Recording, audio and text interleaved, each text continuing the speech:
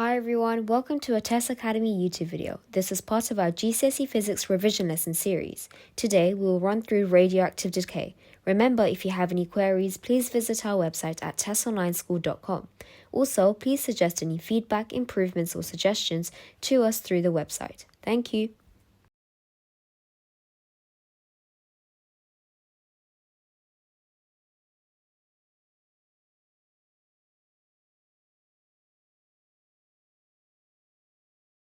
First, let's talk about where radioactive decay comes from.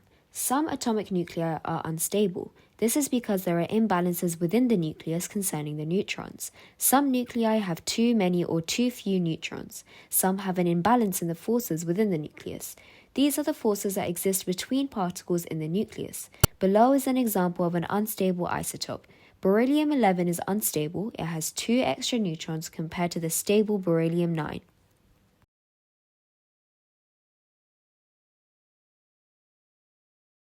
When a nucleus is unstable, it emits radiation to become more stable. The radiation emitted can be in the form of a wave or a high-energy particle.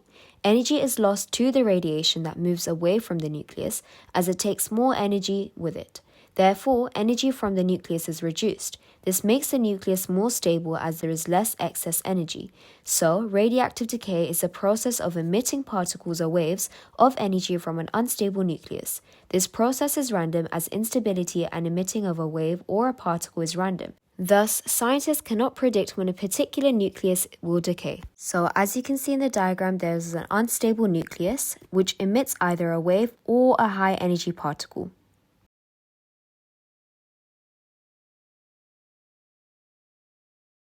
Now, what is radioactivity? Sources of radiation refer to objects containing a radioactive nuclei. Activity refers to the rate at which unstable nuclei from a source of radiation decay.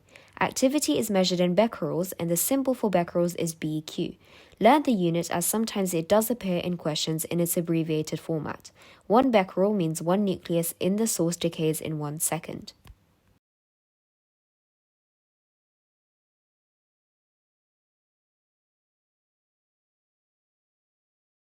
Now let's look at how to answer typical radioactivity questions. There is a step-by-step method that can help you to easily memorize the instructions which are shown here.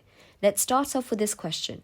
A source of radiation has an activity of 1,500 becquerels. How many unstable atoms decay in 4 minutes? Step 1. Determine the activity. The activity of the source is 1,500 becquerels. This means 1,500 nuclei decay every second. Step 2. Determine the time period in seconds. This is because the standard unit of time is in seconds, so you should always make sure time is in seconds unless otherwise specified by the question.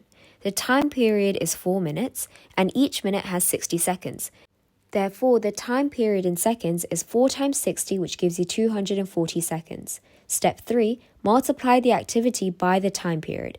Activity is measured in becquerels multiplied by time period within seconds. Remember this key formula is 1,500 multiplied by 240, which gives you 360,000. Therefore, 360,000 unstable nuclei decay in 4 minutes.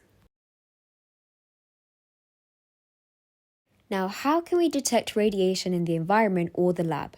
Radiation emitted from unstable nuclei can be detected in many ways. A Geiger Molotube is one way to detect radiation. When radiation passes through the Geiger Molotube, it creates ions as radioactive particles either gain or lose electrons.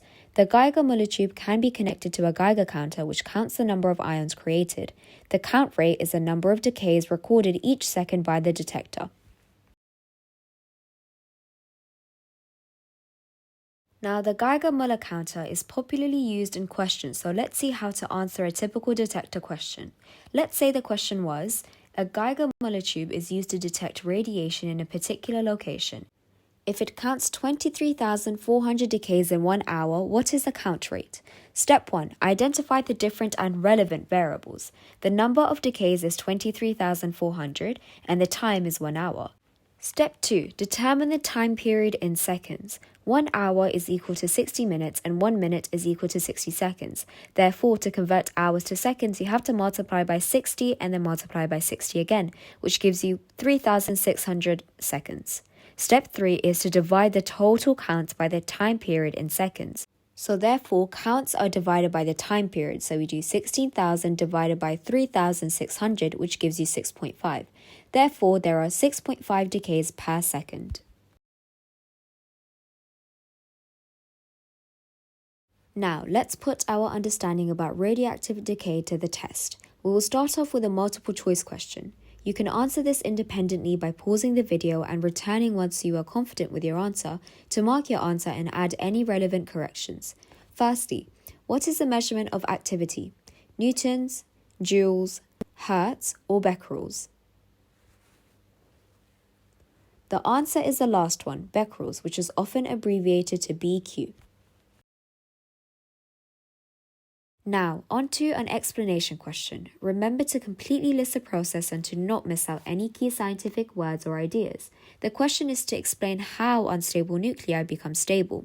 The command word how tells you that it's kind of like a recipe question. So that means you need to list the step-by-step on how it becomes stable. Just list the scientific content that you've learned.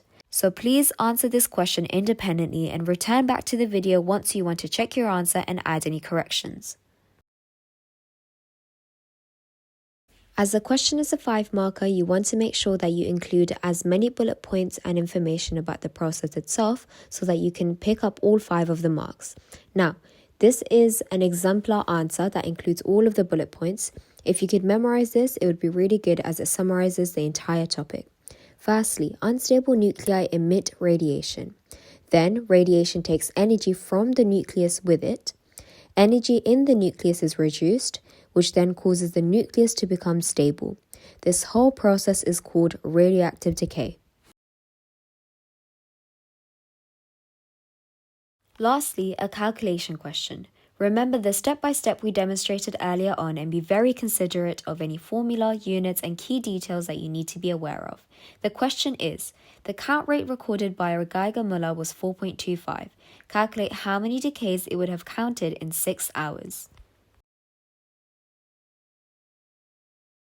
The first step is to calculate the time in the correct unit, so convert 6 hours into seconds by multiplying it by 60 and then 60 again, which gives you 21,600 seconds.